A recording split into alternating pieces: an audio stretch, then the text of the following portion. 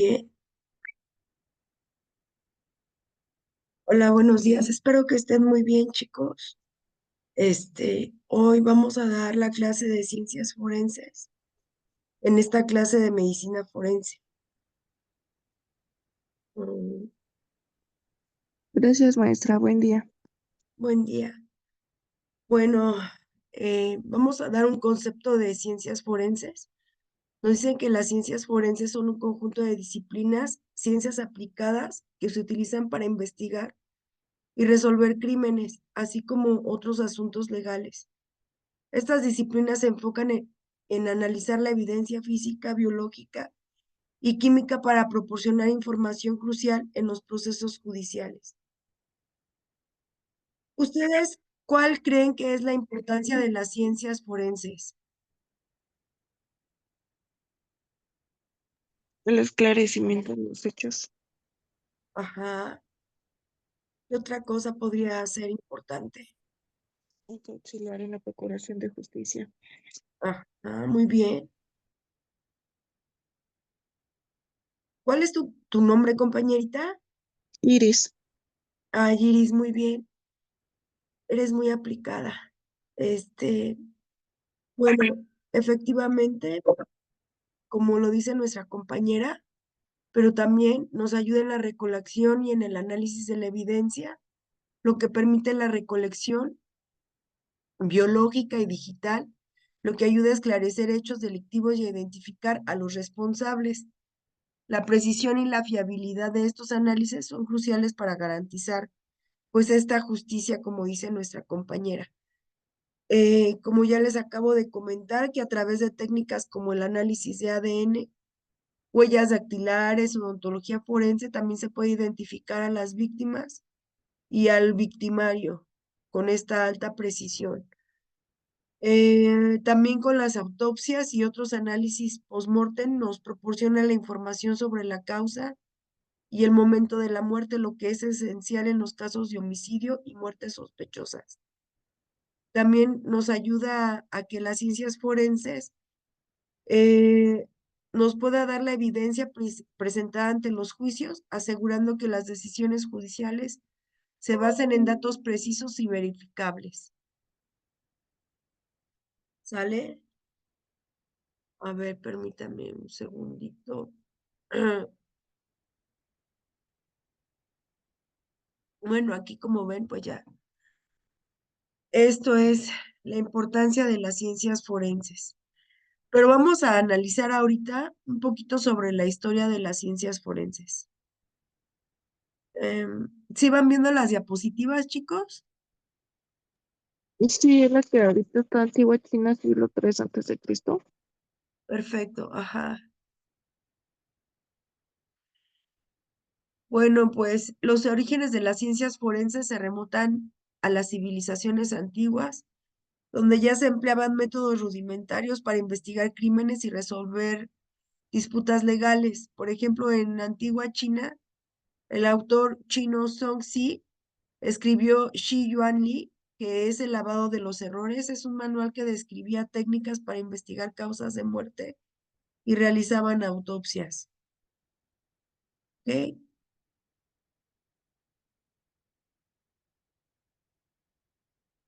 En la antigua Grecia y Roma, pues los filósofos como Aristóteles, Plinio el Viejo, ya documentaban observaciones de toxicología y medicina legal.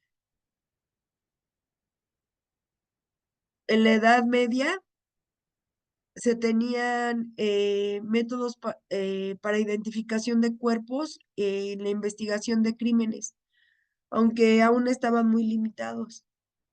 En durante esta etapa de la Edad Media, las ciencias forenses empezaron a desarrollarse estos métodos de descripción sobre los cuerpos. Por ejemplo, había marcas de tatuajes que en algunos casos, perdón, que en algunos casos los delincuentes eran marcados con hierros candentes o tatuajes para identificarlos fácilmente. Estas marcas servían como una forma de identificación visible. También empezaron a utilizar la descripción física detallada para identificar las personas, como ahora, por ejemplo, alto, robusto, ojos de color café, etcétera, ¿no?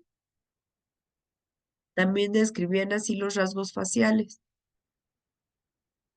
Eh, por ejemplo, en los tatuajes, ¿qué tipo de tatuajes creen que en la Edad Media existían, chicos? En la Edad Media era cuando estaba la religión muy en su auge, ¿no? Así es. Entonces Y pues podrías, obviamente, ajá, sí, sí, sí, en- sí, te escucho, Iris, perdóname. no se preocupe. Entonces podría ser como todo lo relacionado a la religión, en este caso alguna cruz, pero Así es.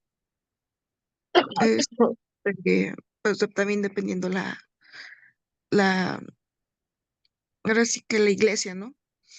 Así es, porque estaban también, pues los moros y judíos, ¿no? Sí, dependiendo del signo de cada religión, ¿no? Así es. Pues también había tatuajes como castigo, en donde se encontraban como les comentaba, pues también era una manera de identificar a las personas que habían cometido delitos, ¿no? Por ejemplo, los vikingos también utilizaban tatuajes que significaban cosas culturales o espirituales. Se creían que ciertos símbolos proporcionaban como ahora cierta protección y fuerza. También tatuajes como árboles, animales o símbolos rústicos que presentaban la conexión de la naturaleza y los dioses. Y pues los tatuajes ya ven también que han sido como símbolos de pertenencia en grupos o tribus también. Eh, pues este tipo de técnicas eh, se utilizaban ya en esta Edad Media, ¿no? Perdón. Bueno, en la Edad Media también empezaron a hacer investigaciones de crímenes y también utilizaban confesiones y también hacían inspección en la escena del crimen. Este tipo de búsqueda, pues también buscaban pistas visibles y evidencia física. Sin embargo, obviamente carecían de las herramientas y de las técnicas avanzadas que hoy utilizamos en día, ¿no? Pero fueron los medios por el cual, pues empezaron a modificar, empezaron a observar. Por ejemplo, déjenme les cambio la diapositiva.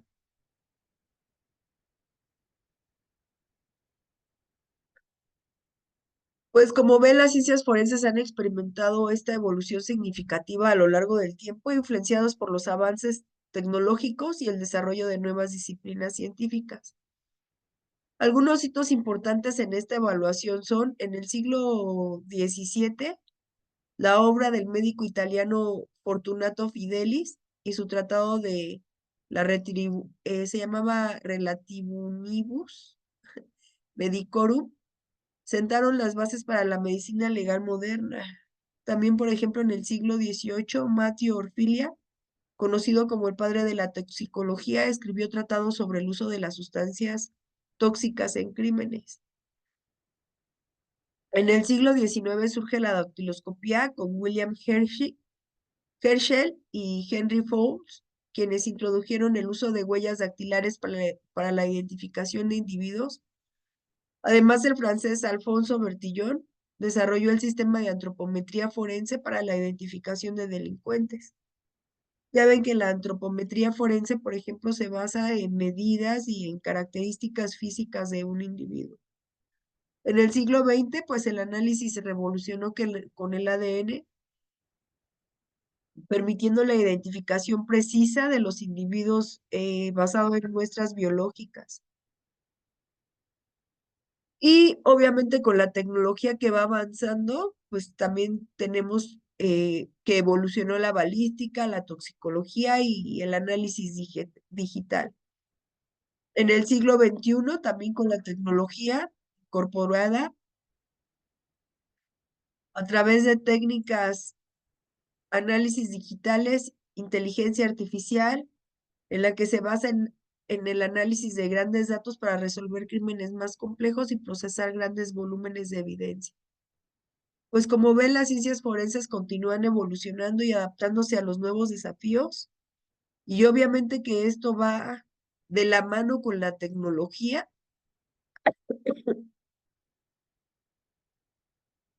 Y, eh,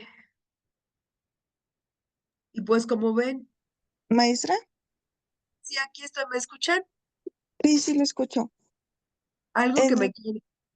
Ajá, sí, siglo XIX hay una serie en Netflix que se llama Lydia Pot, que es de la primera abogada en Italia, creo. Y ajá, y en la serie, pues sí se ve de esos tiempos, ¿no? De los siglos del siglo pasado. ajá, Ella, como abogada, o sea, primero, pues por ser mujer ya tenía como que un estigma, ¿no? Un tope. ajá, Pero cuando empieza a hacer eso, ella implementa, había creo que un robo, homicidio, no recuerdo, pero era un caso, ¿no? ajá. Donde ella le dice, no, pero ya escucharon sobre esta nueva disciplina y habla sobre la dactiloscopía, ¿no? Wow, ajá. La juzgaban de loca de cómo, ¿no? Que eso fue en otro lado. Sí, pero pues eso se puede implementar, hay que verificar y esto y el otro, ¿no? Y si Sí, empiezan obviamente, pues la dactiloscopía, pero no con ahorita como con todos los instrumentos que hay para recolectar las huellas, ¿no? Era con lo que se estaba iniciando. Pero sí, bueno, lo que advertí en la serie, que se supone que son basados en la vida real, es de que estaban como que todavía escépticos de esa materia de dactiloscopía, de que cómo era posible que a través de las huellas, pudieran dar con el posible victimario, ¿no? sí, fíjense que es demasiado interesante y esto se ha hecho gracias a las observaciones, que a partir de que se empezó como un método empírico, pero al final de cuentas se fue perfeccionando con el método científico. Ujú. Es muy importante, por eso nosotros como humanos nunca debemos dejar de ser observadores. Incluso Einstein, cuando le preguntan que cómo él se sentía, cómo se sentía después de ser un hombre muy inteligente, él solamente lo que dice es esto. Me dice, yo no soy más inteligente, simplemente soy un observador de la creación de Dios. Y así es, o sea, también nosotros como seres humanos nunca debemos de dejar de ser niños en ese aspecto de ser como observadores, porque vean que gracias a la observación, pues se van ideando nuevos métodos, nuevas técnicas para descubrir, bueno, en el caso que nos ocupa, pues descubrir lo que va dejando un fenómeno violento, ¿no? Un hecho delictivo. Y pues muchas gracias, vamos a ver esa serie. ¿Cómo dices que se llama, Iris? ¿La serie? Lidia Pot, Ah, ok, ok, la voy a empezar a ver. esa es súper cortita, maestra, son como 16 episodios. Ay, qué padre, la voy a ver. Ya lo Sí. comentamos más a fondo. ¿Va? ¿Me la puedes Bueno, repetir, compañera, por favor? perdón. Ah, Que si me la puede repetir, por favor. Lidia Pot, Gracias. de nada.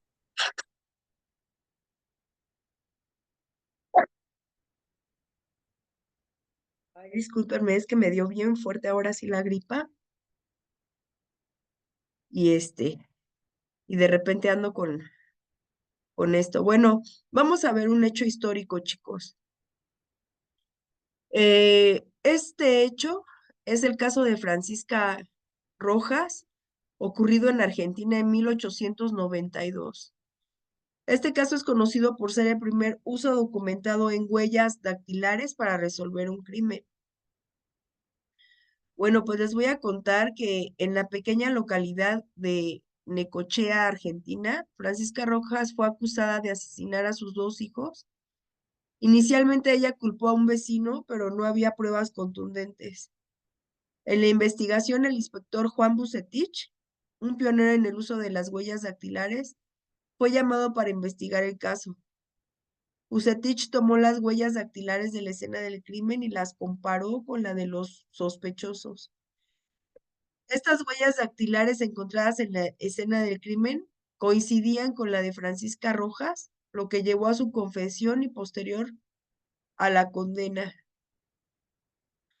Pues, ¿cuál fue el impacto de este caso? Pues marcó un hito en la historia de las ciencias forenses, demostrando la eficacia de que las huellas dactilares, como método de identificación, nos puede dar precisamente los involucrados en el hecho, ¿no?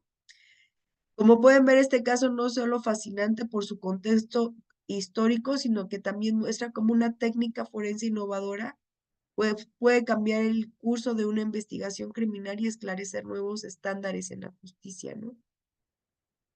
Algunos de los precursores más importantes de las ciencias forenses y sus contribuciones son los siguientes. Eh, Matthew Orfilia. ¿Cuál fue su contribución? Pues considerado el padre de la toxicología forense, él aportó el primer tratado sobre toxicología forense, donde describió los efectos de diferentes sustancias tóxicas en el cuerpo humano y desarrolló métodos para detectar venenos en los cadáveres. Pues como ya lo vimos, Alfonso Bertillón contribuyó en el desarrollo del sistema de la antropometría. Como les dije que la antropometría pues se basa en medidas y en identificación de rasgos en el ser humano, ¿no?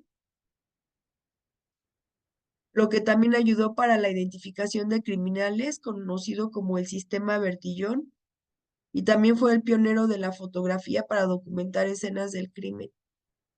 Tenemos a Francis Galton, que él contribuyó en el estudio de huellas dactilares también, y publicó el primer libro sobre el uso de huellas para la identificación personal, estableciendo las bases para el uso en la criminología. Edmond Lockhart, uno de mis favoritos, porque contribuyó también con los principios de la criminalística, los que se utilizan para tener silogismos en los dictámenes. Es el fundador del primer laboratorio de criminalística y como les comenté, formuló el principio de intercambio, que establece que todo contacto deja un rastro. Este principio es fundamental en la recolección y en el análisis de la evidencia del crimen, recordando que siempre en todo hecho delictivo van a dejar indicios tanto la víctima, el victimario y como el lugar de los hechos, o ya sea el lugar del enlace o el lugar del hallazgo, ¿no? Es como la triangulación de los indicios.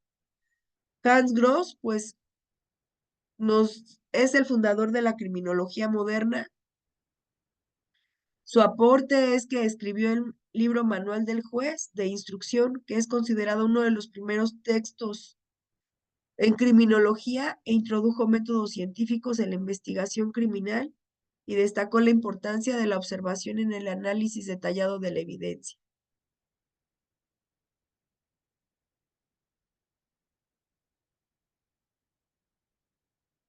También tenemos a Karl Landsteiner, que es el descubridor de los grupos sanguíneos.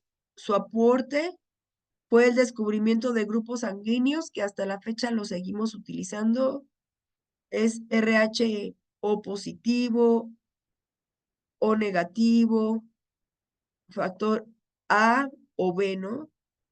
Él desarrolló las pruebas de sangre que son esenciales en la identificación de individuos, en la resolución de crímenes también, para poder observar si efectivamente fue el lugar de los hechos o no. Porque ahí podemos encontrar lagos hemáticos y luego, por lo general, hay personas pues que han querido eh, como tapar eh, ciertos casos y no son como a veces creemos y piensan que es el lugar del hallazgo, pero se tiene que realizar, por ejemplo, el estudio de análisis de sangre para ubicar si efectivamente ahí la persona fue que falleció, porque pueden hacer pasar pintura o también sangre de animal en el lugar de los hechos y bueno, y se piensa que fue el lugar de los hechos, ¿no? Es como hacer pasar un lugar que no era. Entonces también ahí nos ayuda mucho, por ejemplo, los factores RH. Bueno, también tenemos a Alec Jeffries, que fue el pionero en el uso del ADN y la identificación forense. Pues el aporte desarrolló la técnica de la huella genética o perfil genético, ¿no? Del ADN que se revolucionó la identificación de individuos y la resolución de casos criminales. Pues como lo ven, estos precursores sentaron las bases de las ciencias forenses modernas y sus contribuciones continúan siendo fundamentales en la investigación criminal y en la administración de justicia. Bueno, ahorita vamos a ver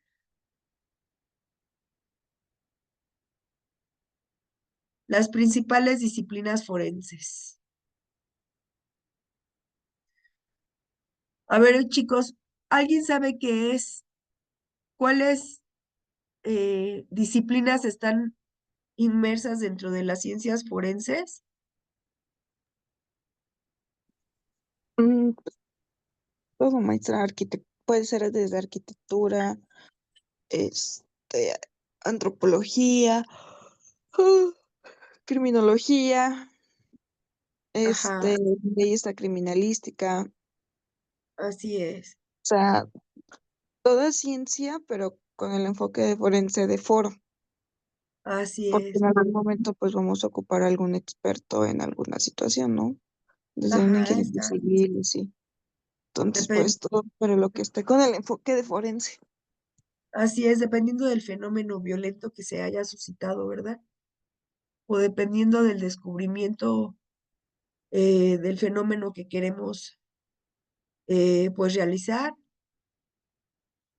Por ejemplo, para ustedes, ¿cómo les suena la criminalística? ¿Cómo qué, maestra?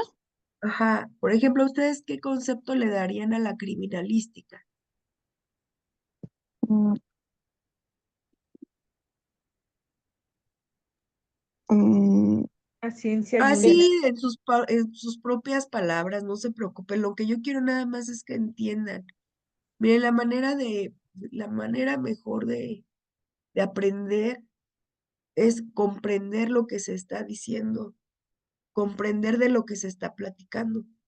Entonces, lo único que quiero es que ustedes, o sea, lo digan con sus palabras, no ocupan decirme un concepto como tal, pero, por ejemplo, ¿cómo relacionan ustedes a la criminalística? Yo lo describiría como una ciencia Ajá, y arte del descubrimiento de patrones o evidencia que nos lleven a una conclusión final sobre un acto criminal cometido. Eso sería la mía. ajá, qué bonito. ¿Alguien más? Bien, yo lo pongo, maestra, como métodos y técnicas de investigación para el esclarecimiento de los hechos. Ajá, Es una ciencia responsable para estudiar los indicios y las evidencias de un delito. así es. Por lo general, fíjense que en todo hecho delictivo, eh, en materia penal, por ejemplo, siempre van a utilizar, por lo general, casi siempre la pericial en materia de criminalística. ¿Por qué? Porque es la disciplina auxiliar del derecho penal que nos ayuda a descubrir y a verificar al delito y el grado de participación de los involucrados en cada uno, en el hecho delictivo, ¿no? Que nos puede ocupar. Pues, y como bien lo mencionaba, pues se encarga del análisis de la escena del crimen y la recolección de la evidencia. Esto incluye la identificación, la recolección, la preservación y el análisis de pruebas físicas, como lo es las huellas dactilares, las fibras, los residuos de disparo. ¿Por qué? Porque el objeto motivo de estudio de la criminalística precisamente son todos indicios. Son todos los indicios. ¿Y qué son los indicios? Pues es toda arma, huella o vestigio que se va a encontrar en la escena del crimen. por lo que ven es fundamental para reconstruir los hechos y proporcionar evidencia que puede ser utilizada en el proceso judicial. Más tarde vamos a ir hablando de cada una de estas disciplinas en concreto para que sepan cómo se utilizan y cuáles son los métodos y estas técnicas que se deben de utilizar. Ahorita lo vamos a manejar de una manera en general, porque estamos hablando en sí lo que son las ciencias forenses y cada una, pues, por lo complejo y porque cada una es una disciplina, una ciencia, pues tenemos como que darle el debido tiempo eh, para que puedan entender mejor cada una de estas disciplinas. Bueno, otra de estas ramas es la antropología forense, en donde se identifica en la identificación de los restos humanos. ¿Por qué se imaginan que la antropología forense puede ser tan importante dentro de las ciencias forenses? ¿Qué nos podría ayudar a descubrir, por ejemplo? ¿Nos pudiera Este, a esclarecer, por ejemplo, alguna raza o etnia? Ajá, que se ahorita, encuentren, ajá, las oigo, los oigo. ahorita que están estas desapariciones, nos ayuda Ajá, a identificar y a conectar para poder dar con la familia de la víctima, ¿no? En su caso, de encontrar. así es, muy bien. Ay, Disculpen. no sé por Pues sí, chicos, obviamente como incluye el análisis de huesos y de restos óseos, nos puede ayudar a identificar la edad, el sexo, la estatura y las causas de muerte incluso, ¿no? Y pues la importancia es que ayuda a identificar víctimas en casos de desastres también, genocidios, asesinatos y otras circunstancias donde los restos humanos estén involucrados, ¿no? Ya ven que luego hasta se pueden encontrar osamentas, o sea, muchos huesos, pero se tienen como que identificar cada uno de esos huesos para poder hacer una reconstrucción de un hecho, ¿no? Que se presume como delictivo.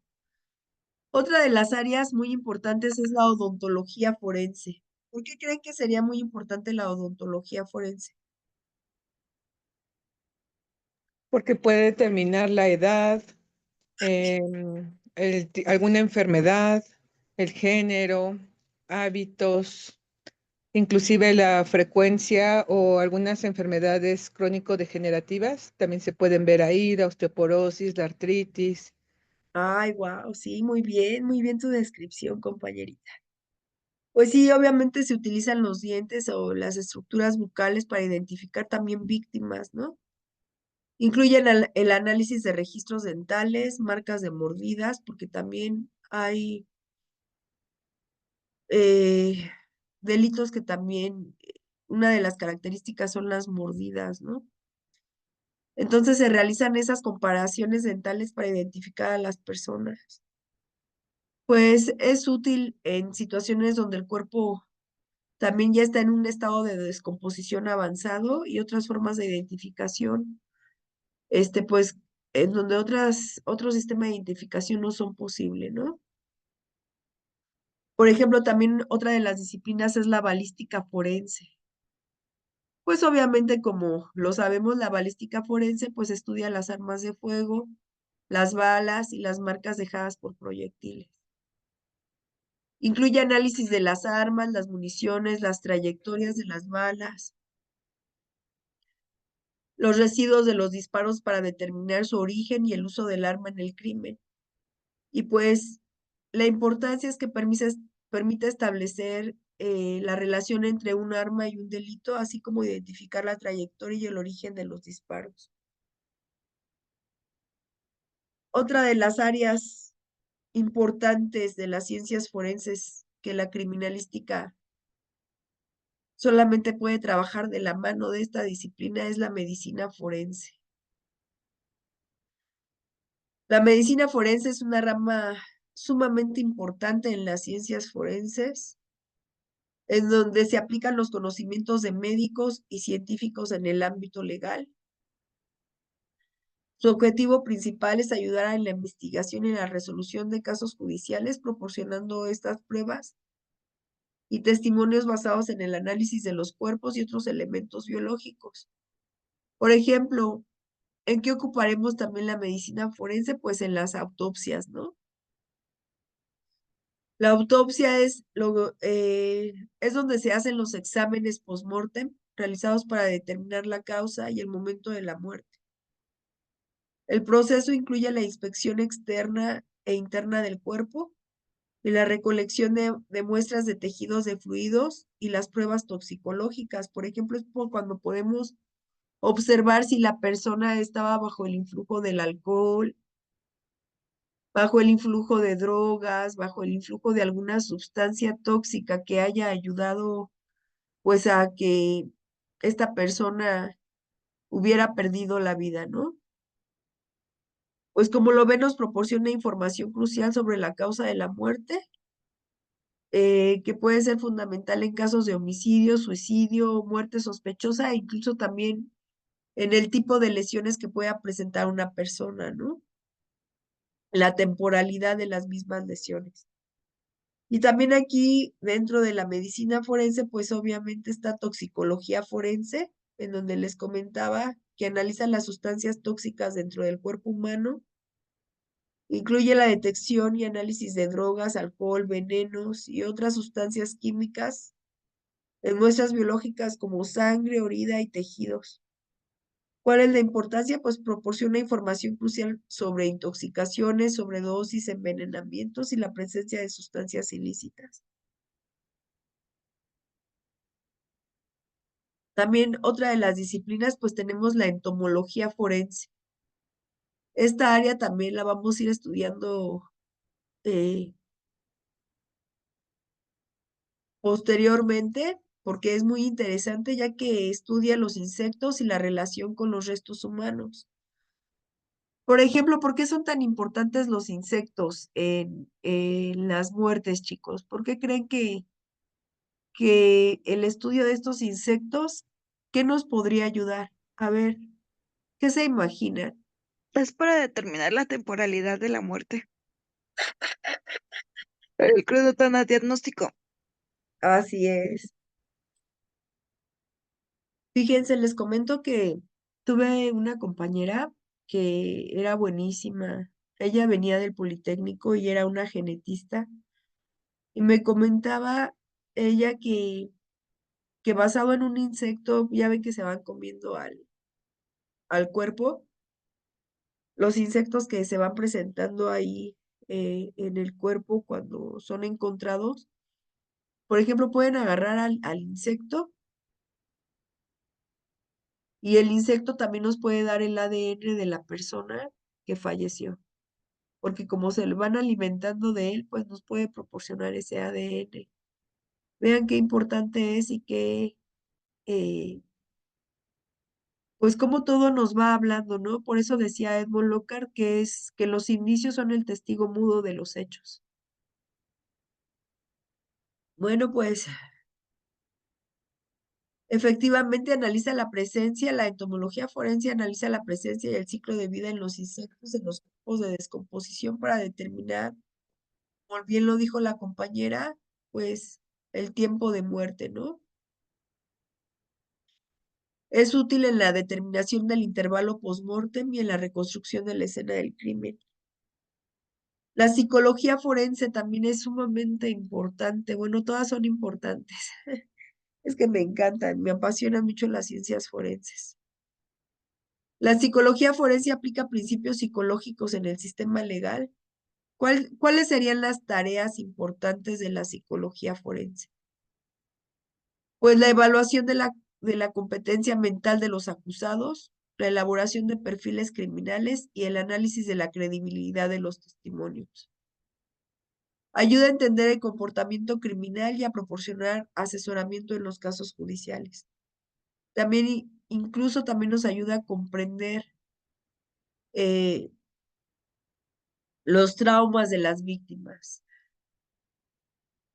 La informática forense actualmente es sumamente importante, pues se enfoca en la investigación de delitos cibernéticos y en el análisis de datos digitales. Incluyen tareas en la recuperación de datos borrados, el análisis de comunicaciones electrónicas y la extracción de información de dispositivos móviles y computadoras, ¿no? Incluso ya ven ahora también la geolocalización, que es muy importante. Lo que podemos ver que es esencial ahora para investigar y resolver crímenes relacionados con la tecnología, como el fraude, el robo, la identidad y el ciberacoso, ¿no? Otra de las disciplinas, pues, sería los hechos en tránsito terrestre, que viene siendo la disciplina de tránsito terrestre, en donde se involucran vehículos en movimiento y pueden resultar daños materiales, lesiones o incluso la muerte. Estos hechos son investigados utilizando técnicas forenses para poder determinar las causas y las responsabilidades. Por ejemplo, en accidentes de tránsito, un suceso inesperado en donde intervienen dos binomios en tiempo, espacio y lugar, en donde se pueden involucrar colisiones entre vehículos, atropellamientos, volcaduras, proyecciones sobre objetos fijos y caídas de personas producidas por vehículos automotores.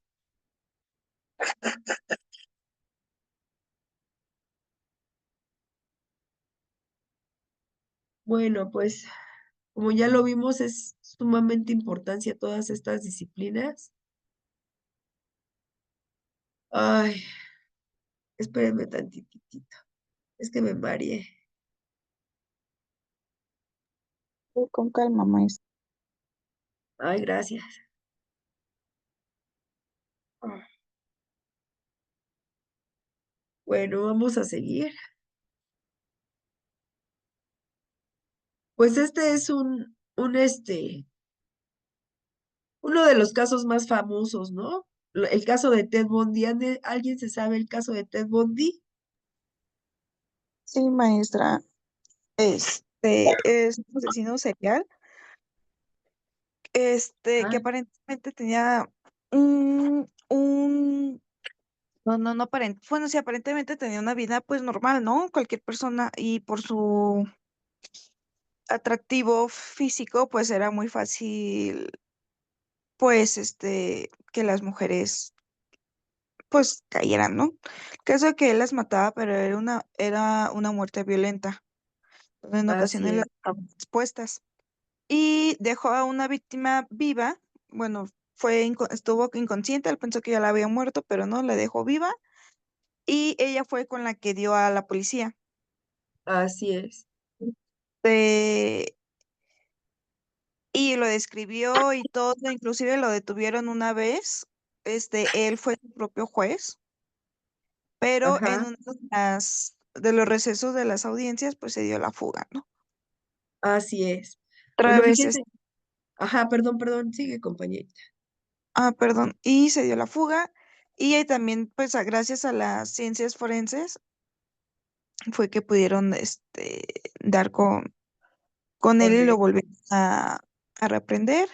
Y su sentencia, obviamente lo, lo declararon culpable. Ajá. Inclusive pues, tenía hasta su club de fans y todo el asunto, ¿no? Y su sentencia fue la muerte, pues fue la muerte, ¿no? La pena de muerte, y fue mediante la silla eléctrica.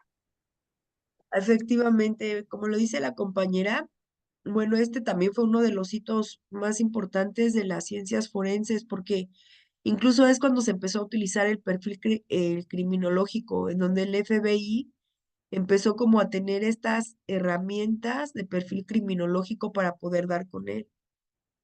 Un perfil criminológico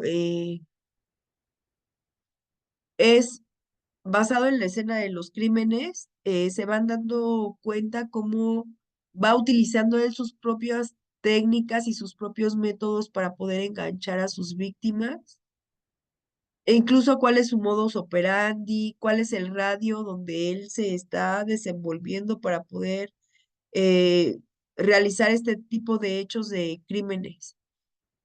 Es por eso que es tan importante este caso de Ted Bundy, porque el FBI es donde les digo que empieza a utilizar estos métodos y estas técnicas. Fue uno de los asesinos, pues, en serie más notorios de Estados Unidos, pues es responsable de la muerte de al menos 30 mujeres jóvenes entre 1974 y 1978, y en donde las técnicas forenses, como bien lo dijo la compañera, ayudaron a su captura en la condena, ¿no? ¿Cuál fue su nombre completo por si lo quieren buscar? Es Theodore Robert Bundy. Las fechas donde se suscitaron los crímenes fue en 1974 y 1978. Las áreas de operación fueron Washington, Oregon, Colorado, Utah y Florida. ¿Cuál era su modus operandi? Pues Bundy utilizaba su carisma, como bien lo dijo la compañera, la apariencia para ganarse la confianza de sus víctimas porque era muy guapo, y a menudo fingía estar herido utilizando un yeso falso en el brazo o en la pierna, y pedía ayuda para cargar objetos en su coche.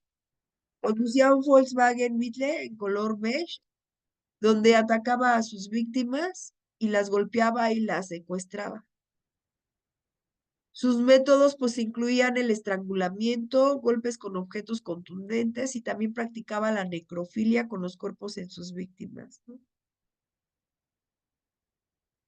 ¿Cómo fue su captura y la evidencia forense? Pues tuvo primero un arresto inicial, como lo dijo nuestra compañerita. Fue arrestado por primera vez en 1975 en Utah por posesión de las herramientas de robo y evasión de la policía.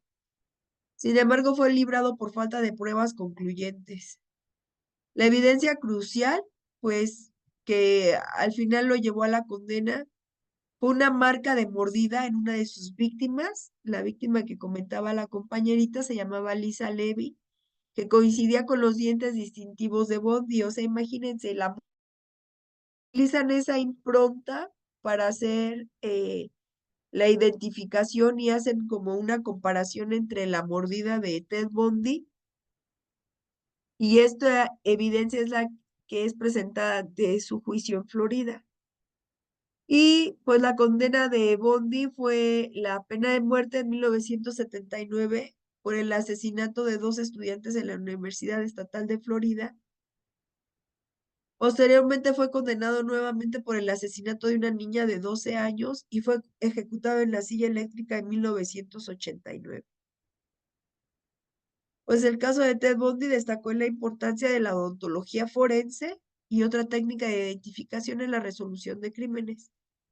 ¿Cuál es el legado? Pues que sigue siendo estudiado en la criminología y en las ciencias forenses como un ejemplo, como evidencia científica en la cual puede ser crucial para la justicia, ¿no?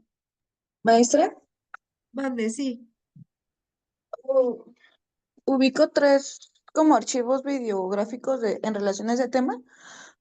Son dos películas, Ajá. y en Netflix hay un documental sobre él. Las películas desconozco si estén ahí. Una es como del 2000, no sé, está bien, está ya de años pasados. Y ahorita hay una más reciente, no tiene mucho, a lo mucho le doy 5 años, pues, que estuvo Zac Efron de, ¿cómo se dice? De actor, haciéndolo él. Y, y el documental que está en Netflix de él, donde pasan las cintas y todo eso del juicio y así. Sí, sí pueden verlo, porque todo esto de verdad que nos va dando un panorama más amplio. Y ustedes que se están formando como abogados, o sea, es muy importante que se vayan documentando para que vean cómo se van utilizando este tipo de disciplinas, cómo ayudan al descubrimiento, y como abogados van a tener más herramientas para poder realizar su tarea del caso, ¿no? Es por eso que son tan importantes. Y pues ya la compañerita nos está dando como esas pautas. Y ahorita búsquenlo en Netflix, ya ven que ahorita ya todo el mundo tenemos Netflix. Vamos a utilizarla como una buena herramienta para tener este tipo de conocimiento. Bueno, otro asunto que les quiero contar, no sé si lo ubiquen, es el secuestro del hijo de Charles Lindbergh, que fue un hecho también muy notorio y muy mediático en Estados Unidos. No sé si se lo sepan. No, profesor.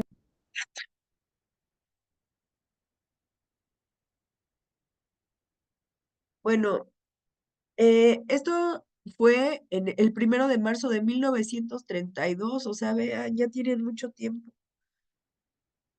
La víctima fue el hijo del famoso aviador Charles Lindbergh y Annie Morrow Lindbergh, en donde su lugar de residencia era Nueva Jersey.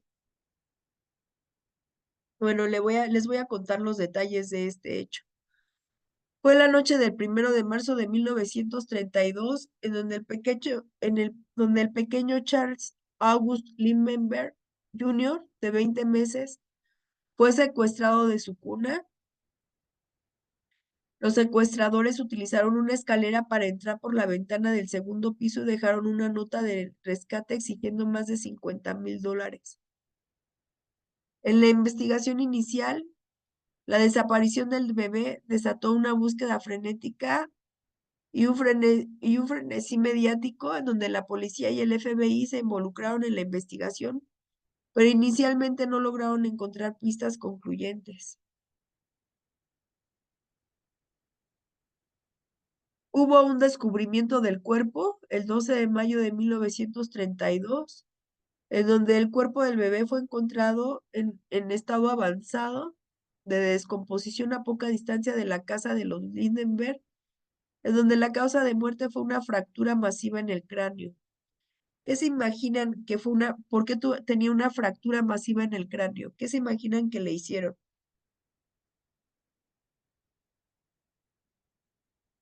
Probablemente empezó a llorar y se desesperaron y pues lo aventaron contra una piedra o le pegaron para que silenciarlo.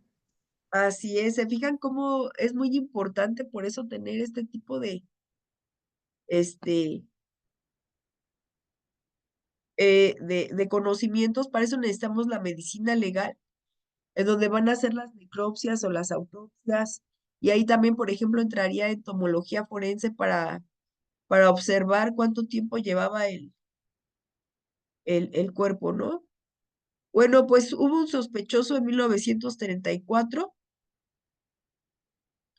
en donde un billete del rescate fue identificado por una gasolinera, lo que llevó a la policía hasta Bruno Richard Hoffman, un carpintero alemán que vivía en el Bronx.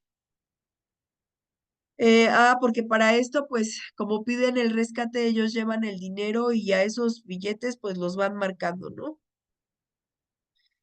Y entonces, basado en estas marcas, es que, pues, dan con este señor, en donde en el garage de Hoffman se encontraron $14,600 del rescate y las herramientas que coincidían con las marcas en la escena de la escalera utilizada en el secuestro. ¿Se fijan cómo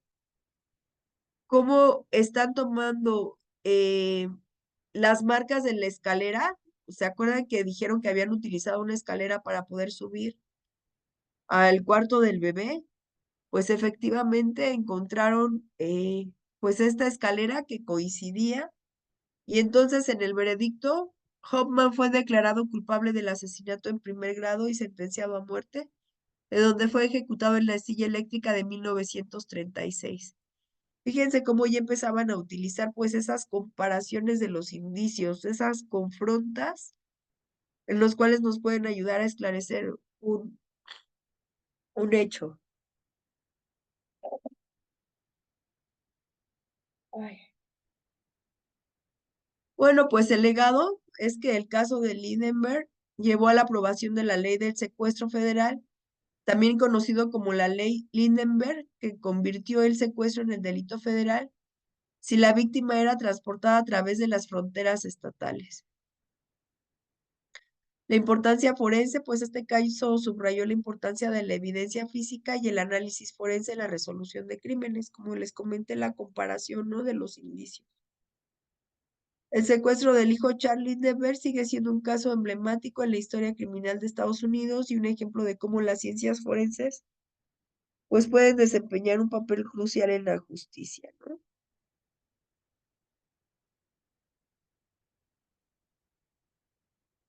Eh,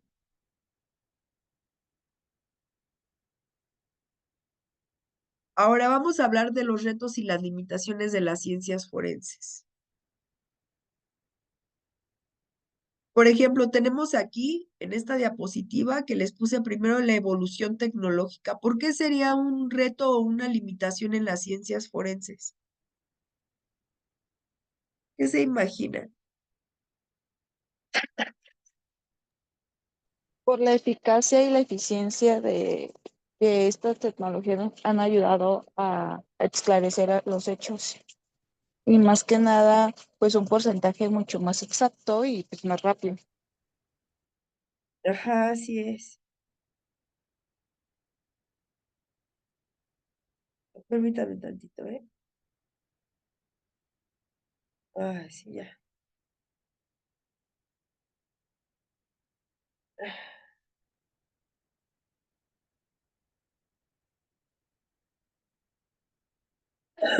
Ay, discúlpenme. Es que esta gripa no me está dejando en paz. Bueno, pues sí, efectivamente, como les comentaba, la rápida evolución de la tecnología presenta un desafío constante para las ciencias forenses, ya que los métodos y las herramientas deben actualizarse continuamente para mantenerse al día con las nuevas técnicas y dispositivos. Por ejemplo, la aparición de nuevas tecnologías de análisis digital y la necesidad de capacitar a los profesionales en su uso. Por ejemplo, ¿ustedes creen que ahorita en la actualidad los peritos estén actualizados con las técnicas y la investigación utilizando la tecnología? Pues esperaría que sí. Por ejemplo, las huellas dactilares, yo creo que nada más las pasan por un escáner o con fotografía y en cuestión de segundos arroja el resultado. Mientras antes me imagino, no sé, con una papel calca o no sé cómo le hacían, ponían un acetato encima, no sé cómo le harían para, pues, identificar, pero pues ahora en cuestiones de segundos, se puede dar un resultado. Así es, pero ¿qué ustedes, por ejemplo, la tecnología que se tiene, creen que este tipo de evidencias puedan adulterarse? Sí, Ajá. Y entonces, ¿qué pasaría, por ejemplo, si no hay como si no utiliza, bueno, pensando que utilizan estos técnicas y estos métodos, pero qué tendría, por ejemplo, qué se tendría que hacer para evitar este tipo de que pudieran adulterar alguna prueba? pues como pasa con algunos expedientes médicos digitales, ¿no? Se tienen que rellenar y en el momento se suben a una plataforma donde son inalterables y ya de ahí pues empiezan a agarrar para su uso, pudiera ser una forma. Así es. ¿Qué otra cosa, chicos? Es que vean qué importancia que, o sea, vamos evolucionando todos los días, vamos utilizando nuevas técnicas, nuevos métodos, la tecnología que es una maravilla. Pero obviamente también así como lo utilizamos para poder descubrir un crimen, también obviamente que la delincuencia organizada puede utilizarlo pues para distorsionar este tipo de pruebas. Es por Son eso que también, ajá, compártenos, compañerita. Maestra, nada, usted continúe. No, estoy yo diciendo no, que sí, es cierto. Ajá, es por Tenía mi eso respuesta. que es muy importante también tener como la legalidad en estas mismas tecnologías. Por ejemplo, ahora ya hay instrumentos como el ISO, en donde los peritos, por ejemplo, como su servidora, nos tienen que acreditar bajo estas normas ISO. Y les voy a platicar por qué, porque ustedes saben que también, pues desgraciadamente hay peritos que también no tienen como esa ética moral y para obtener pues dinero o para obtener algo beneficioso para él, puede también cambiar pues esas conclusiones y pueden ser diferentes a los demás peritos, o sea, o a una conclusión científica y pues van tergiversando esa conclusión.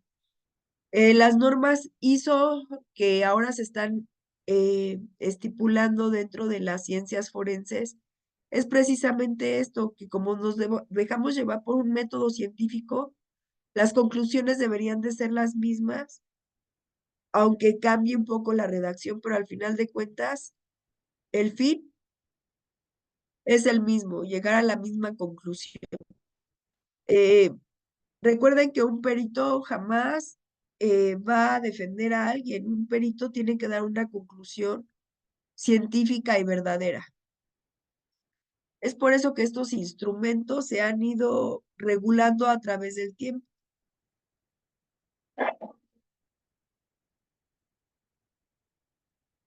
Esto es uno de los desafíos que ahorita la evolución tecnológica nos está llevando, ¿no? La rápida evolución de la tecnología presenta un desafío constante para las ciencias forenses, ya que los métodos y las herramientas deben actualizarse continuamente para mantenerse al día con nuevas tecnologías y dispositivos, pero que también, pues lleven esta legalidad, ¿no? Eh, y esto es lo que lleva a la necesidad de capacitar a los profesionales en este uso. Y obviamente tienen que llevar esta certificación, ya que la falta de capacitación adecuada y la certificación profesional en algunas regiones puede afectar la calidad y la precisión de estos análisis forenses. O sea, era lo que les decía, puede cambiar la conclusión. En algunos países en desarrollo, pues la falta de personal capacitado y los recursos adecuados limita la difusión y aplicación de las ciencias forenses. Por ejemplo, no sé si se acuerdan la ley Mérida. ¿Alguien sabe sobre la ley Mérida? No, profesor. Fue el acuerdo que se hizo con Estados Unidos antes de que llegara Trump y que llegara el PG. El Sí, Tratado Mérida. ay, perdón, sí, el Tratado Mérida, discúlpenme. Perdónenme, tienen razón, es el Tratado Mérida. Por ejemplo, ese Tratado Mérida se utilizó para que México utilizara nuevas tecnologías y que tuviera nuevos ordenamientos dentro de las ciencias forenses, y Estados Unidos estaba dando recursos económicos para que las fiscalías aquí en México fueran actualizadas con esta norma ISO que les estoy comentando. Sin embargo, cuando pues llega el antiguo presidente López Obrador, pues Estados Unidos empezó a quitar como este presupuesto para que México y las fiscalías de México se actualizaran dentro de estas normas ISO que les estoy comentando, ¿no? Entonces, ahorita es como un desafío en que ahora los peritos particulares y los peritos también de las fiscalías y también de la Defensoría Pública, pues se estén acreditando, ya que también pues el presupuesto es bajo, ¿no? Pues el desafío pues es que hay una necesidad mayor de colaboración e interoperatividad entre diferentes disciplinas forenses y las agencias de justicia. La implementación de sistemas integrados como el AFIS, que es el sistema automatizado en identificación de huellas dactilares, y también el IBIS, que es el sistema integrado de identificación en balística.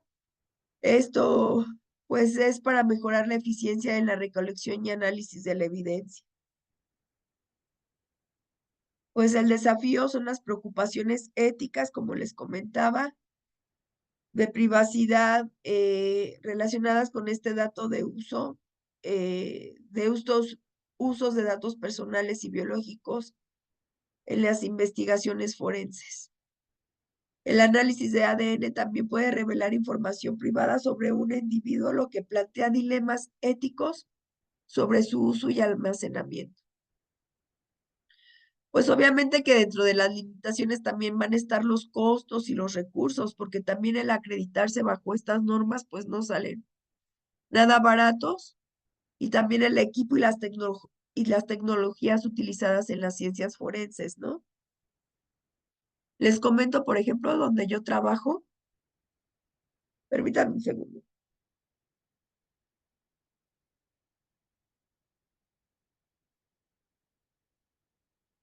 Creo que esto siempre se los comparto porque estoy enamorada de esta máquina. Es una máquina de nueva tecnología que, bueno, se llama Lizardo.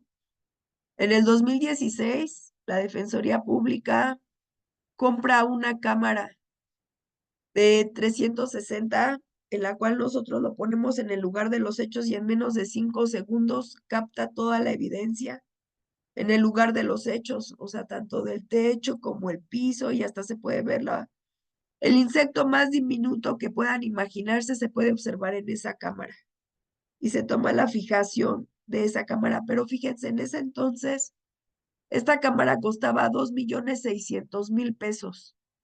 Ahorita con la nueva tecnología, esa cámara que está más actualizada y que ahora se utiliza, ya no se ocupa una computadora, sino ahora se ocupa, por ejemplo, una tableta.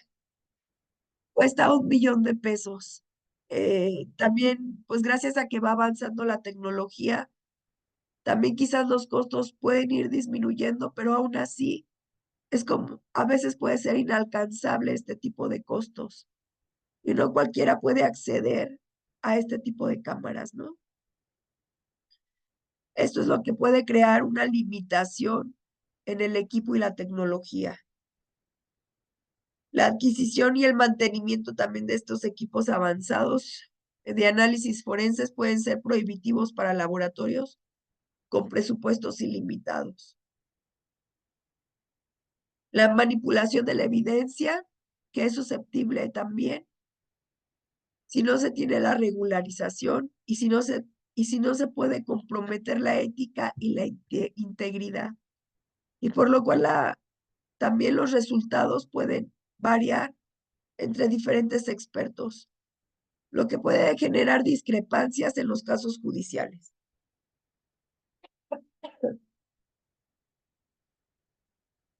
Ay. Pues bueno, pues como les comento, estos son los desafíos, ¿no? Y estas son las limitaciones que podemos tener. Es la evolución con la tecnología, la capacitación y la certificación, la interoperabilidad y colaboración, la ética y la privacidad. Las limitaciones, pues, son los costos y los recursos, el tiempo y la precisión, la manipulación de la evidencia y la interpretación de resultados, ¿va? Pero vamos a ver qué nos depara el futuro para las ciencias forenses. Ustedes con las nuevas tecnologías, ¿qué piensan? ¿Cómo pueden ayudar las nuevas tecnologías en las ciencias forenses? ¿Qué se imaginan que nos puede ayudar? ¿Cuáles serían las innovaciones de estas nuevas tecnologías en las ciencias forenses? Ya les dije sus limitaciones. La practicidad maestra para el esclarecimiento de los hechos. Así es. ¿Qué otra Y cosa? puede ser también más certero. Exacto.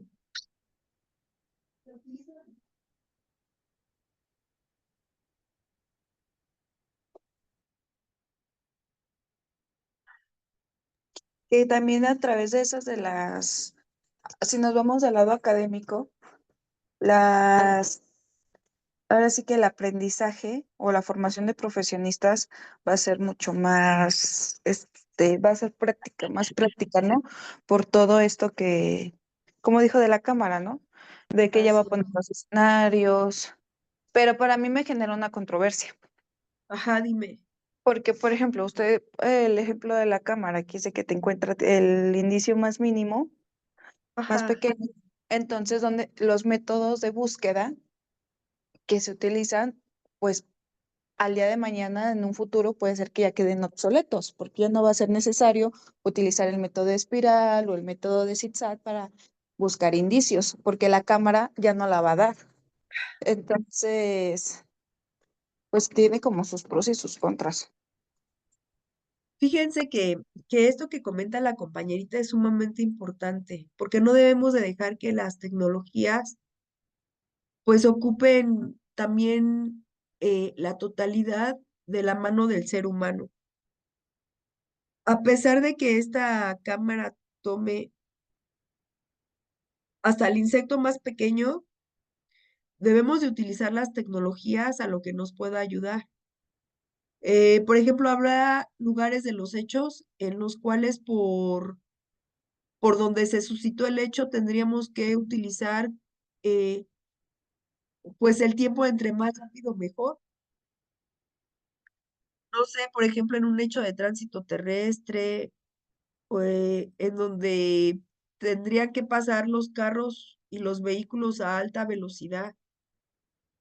En este tipo de tecnologías, pues nos van a ayudar mucho, pero al final de cuentas, la recolección de las evidencias, si se utiliza adecuadamente, nos puede dar el éxito rotundo para poder descubrir, pues a ciencia cierta, un 99% la certeza de que así sucedió un hecho. Estos métodos y estas técnicas en donde cuando se observa el indicio, recuerden que también hay que recoger ese indicio, pero ese indicio se tiene que recoger efectivamente con estos métodos, como lo sería con guantes, que dependiendo del indicio tenga que ser embalado y recogido y llevado al laboratorio con tal cuidado para evitar su contaminación y para evitar pues su destrucción. Entonces ahí es donde no debemos de dejar que la tecnología pues tome el control completo en cualquier circunstancia, ¿no? Eh, Ahorita les comentaba que el futuro en las ciencias forenses pues obviamente que es innovador. Por ejemplo, aquí les quería comentar, ¿ustedes saben qué es la realidad aumentada? Ahorita ya se empieza a utilizar esta realidad aumentada en donde cuando se realiza en conjunto estos métodos y estas técnicas con la tecnología, nos va a ayudar a llevar elementos del mundo real con elementos virtuales en tiempo real. En esto utilizamos dispositivos como las tabletas o como los smartphones o gafas inteligentes y otros equipos especializados de realidad aumentada para llevar imágenes, sonidos, videos gráficos sobre el entorno físico que donde se percibió el lugar de los hechos.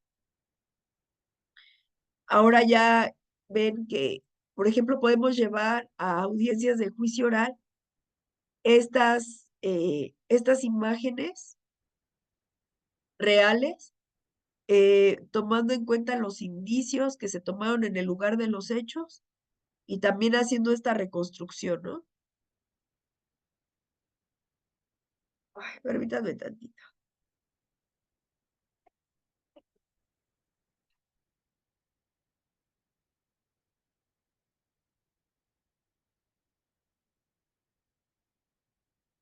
Perdón, entonces tenemos ese procesamiento de datos en los software, en donde basado en la captura de estas imágenes se determina dónde y cómo suponer los elementos virtuales. Así también se hace una superposición de la información y entonces ya se generan gráficos con 3D, con textos y videos que nos ayudan a dar una mejor visión a los jueces, por ejemplo, en una audiencia de juicio oral, ¿no? Imagínense, eso está padrísimo, ¿no creen? ¿O ustedes le verían algo, este, no sé, creen que esto sería como algo emocionante poderlo llevar a una pantalla en una audiencia de juicio oral? ¿O creen que también sería eh, algo que podría afectar también en la visión del juez? Pues ese objetivo finalmente, ¿no? Va a cumplir su cometido, hacer justicia, independientemente que tenga ese objetivo finalmente. Ya no puede ser ni positivo ni negativo, simplemente lo que es. Así es. Sí se ha llevado, Bueno, ¿no? Más en audiencias como para reconstrucción de hechos. así es. Y ya de hecho ya se llevan audiencia, ¿eh? Y obviamente que pues estas tecnologías nos van ayudando como a decirle al juez, exactamente ocurrió así, quiero que vea la pantalla y mire, encontramos los indicios de esta tal manera. Este, la trayectoria, por ejemplo, de la bala se suscitó en tal lugar y descendió en tal lugar y por eso encontramos este indicio en tal parte, o sea, es como más visual y esto ayuda al descubrimiento, pues, dando una certeza, ¿no? Al 99%. Pero, ¿qué va a pasar con aquellos peritos que, por ejemplo, son particulares y no están como certificados o no están implementando estas nuevas tecnologías? No van a tener la credibilidad suficiente. Y si el perito que está utilizando estas tecnologías no tiene ética, podrá tergiversar también la conclusión.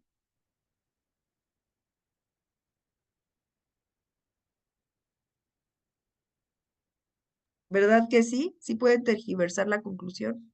Sí, maestra. Pero bueno, todos utilizan pues lo que tienen al alcance, ¿no? Y el juez debe de ser objetivo con eso. Que Así obviamente es. yo como defensa no tengo esa técnica, pero veo el video, ¿no? Que lo ofreció la fiscalía y dice que es la reconstrucción de hechos.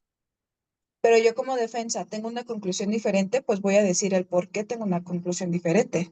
O sea, de acuerdo al Ajá, perito.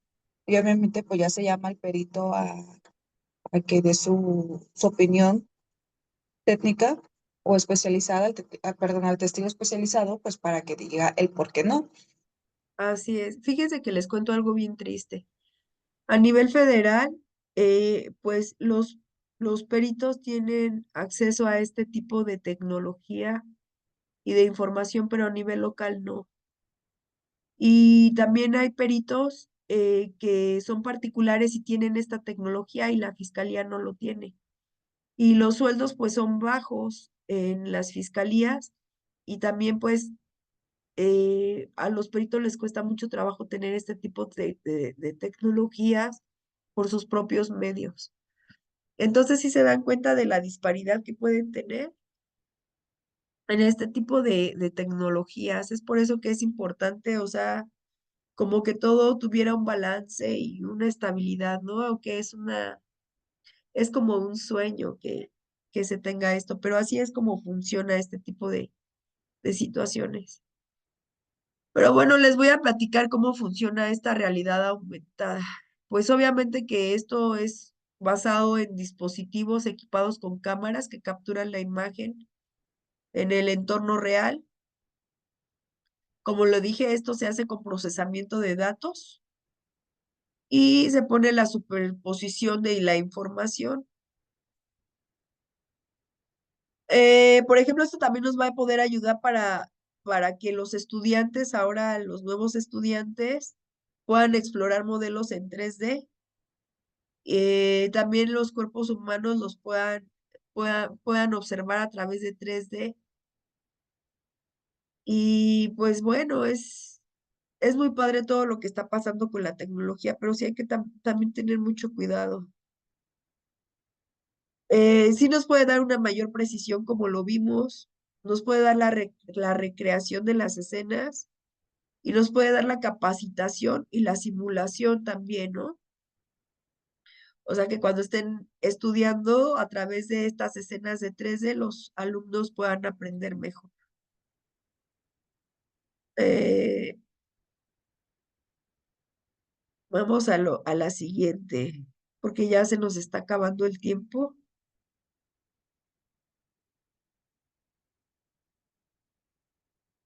Por ejemplo, la inteligencia artificial, ¿para qué nos puede ayudar, chicos?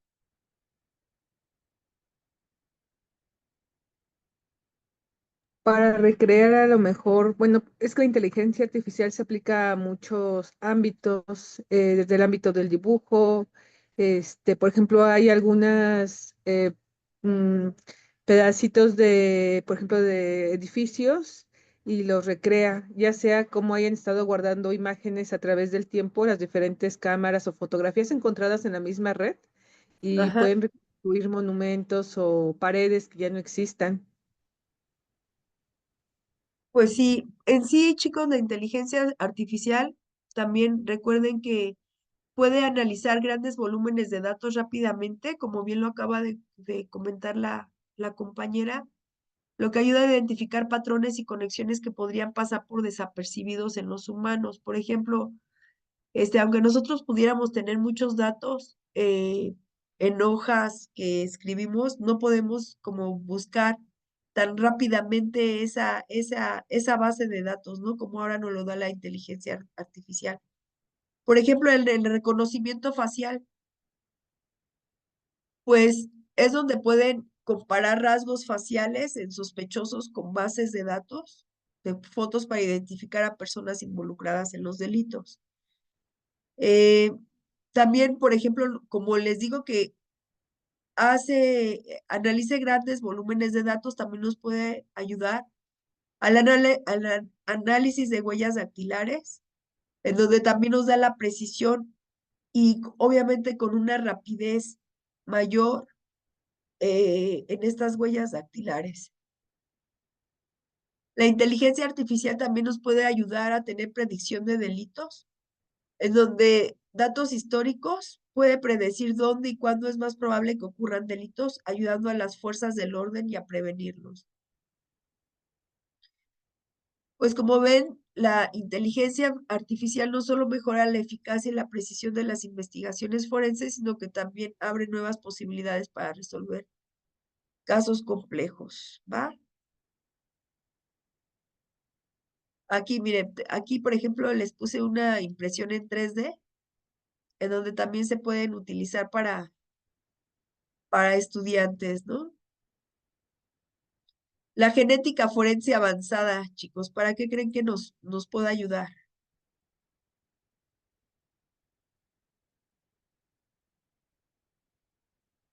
Ahorita con bueno, es que en México pues ya sabemos que las cifras de los desaparecidos están mucho, ¿no?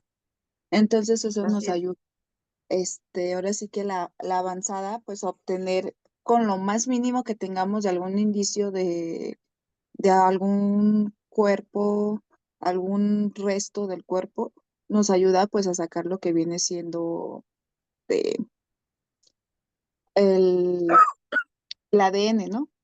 Vaya.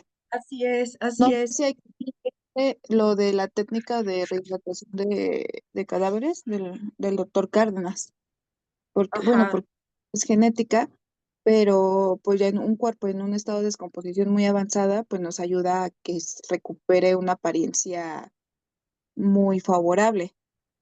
Y ahí mismo yo Sí, creo que con eso pues, se podría como que obtener algún indicio genético, evidencia genética, pues para concatenar con alguna base de datos o con el fin. así es. Ya, más adelante vamos a ir paso a paso con cada una de estas disciplinas, pero es sumamente importante lo que acabas de decir, pues el fenotipado genético permite identificar características físicas, también como el color de pelo, piel, ojos, a partir de muestras de ADN, que también nos pueden ayudar, ¿no? Aunque con ciertas limitaciones debido a los impedimentos jurídicos. Esta técnica puede ayudar a identificar a los probables responsables en un delito.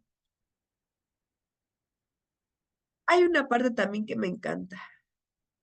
¿Ustedes qué se imaginan las neurociencias, por ejemplo, en materia forense? ¿Cómo nos pueden ayudar las neurociencias forenses? Las neurociencias forenses, pues, es una disciplina emergente que combina conocimientos de neurociencia y criminología para poder entender mejor el comportamiento criminal y su relación en el cerebro. ¿Sí recuerdan la diferencia entre criminalística y criminología? Sí, maestra. A ver. La criminología se encarga del estudio de la conducta y la criminalística del estudio de las evidencias y de los indicios. Así es, como bien lo dice la... La criminología también se aplica como prevención.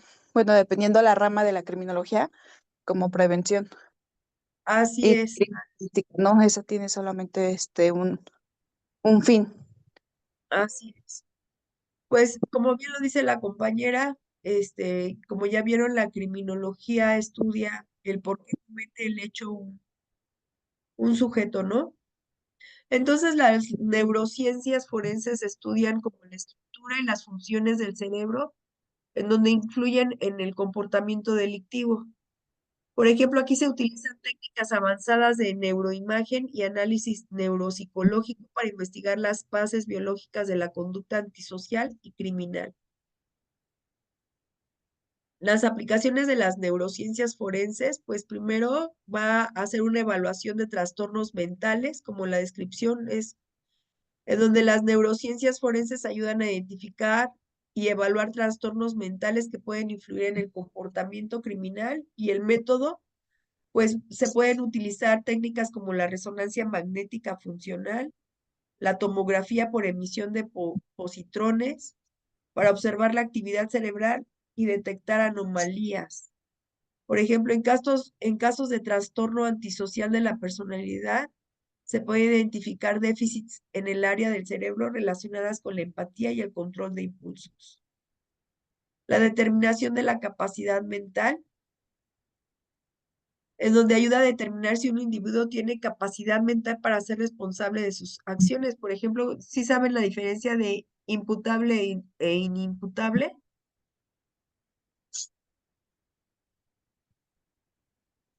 Sí, maestra, que el inimputable no puede ser, este, bueno, ahora sí que aunque él cometió el delito, pero si tiene algún, digamos, trastorno psicológico o deficiencia, ya, pues con todos con todos los estudios que se den, y estos digan sí, que en realidad que esta persona tiene algún trastorno, por así decirlo, esquizofrenia, Así es. alguna enfermedad mental, ya se considera inimputable. Y los Así imputables es. que no tienen, los que los hicieron en sus cinco sentidos el hecho delictuoso. Así es. En esto también nos puede ayudar las neurociencias, pues el concepto de imputabilidad en el ámbito jurídico, pues se refiere a la capacidad de una persona para ser considerada responsable de sus actos ante la ley. Pues es decir, es una persona imputable, es aquella que puede ser juzgada y eventualmente sancionada penalmente por sus acciones. Pero ¿qué va a pasar, si esta persona pues no puede tener esta comprensión, ¿no? Que es el concepto de inimputabilidad, ya que garantiza que solamente las personas que tienen la capacidad de entender y controlar las acciones sean consideradas como responsables de sus actos, pero sin embargo el inimputable es una persona que no es sancionada penalmente, de la misma manera que alguien imputable, ¿no? Su situación legal se maneja de manera diferente y a menudo con un enfoque en el tratamiento o en la rehabilitación en lugar del castigo, precisamente por este tipo de enfermedades que, como bien lo comentaba la compañera, pues, que está fuera de su alcance, o sea, es algo que él no puede comprender. Entonces es donde se hacen y se investigan estas bases biológicas de la conducta criminal para poder entender mejor las personas por qué pueden realizar este tipo de delitos, ¿no? Pues Maestra, como, ajá, dime, por ejemplo, cuando estaba estudiando la carrera, nuestro ajá, docente, nuestro docente de criminología, pues tiene muchos años de expertise y nos comentó en una ocasión que no lo pusieron como inimputable, pero sí le redujeron la sentencia. ¿Qué pasó? Esta persona cometió un hecho de violencia familiar, donde pues estaba muy agresivo últimamente, pero fue a raíz de un golpe del lóbulo frontal.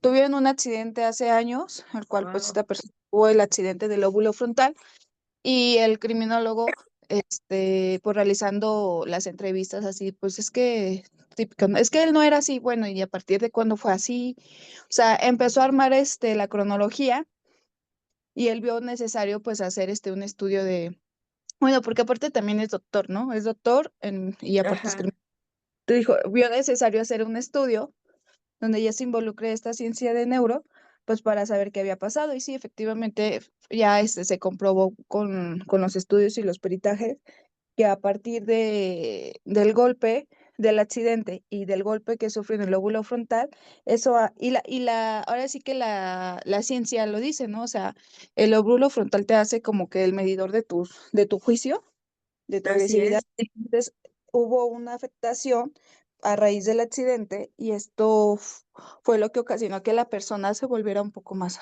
agresiva, ¿no? O se volviera más agresiva. Le digo, así no, es. no lo exceptaron, no fue inimputable, pero si le Claro, iba a dar la condena de 40 años, alcanzó a que se la redujeran a unos 15 años. así es. O sea, sí, Así eso es. ayudó. Sí, vean qué importante es como tener este tipo de conocimientos forenses. Es por eso que por lo general los abogados nos piden ayuda a nosotros, los peritos, en ciencias forenses para poder ayudar a sus teorías del caso. También les comento, por ejemplo, fíjense, en materia de psicología, también se realizan muchas periciales, pero bueno, también aquí vienen entrando las neurociencias forenses, ¿no? Una persona, por ejemplo, puede tener una emoción violenta. ¿Sí saben cómo es eso de la emoción violenta?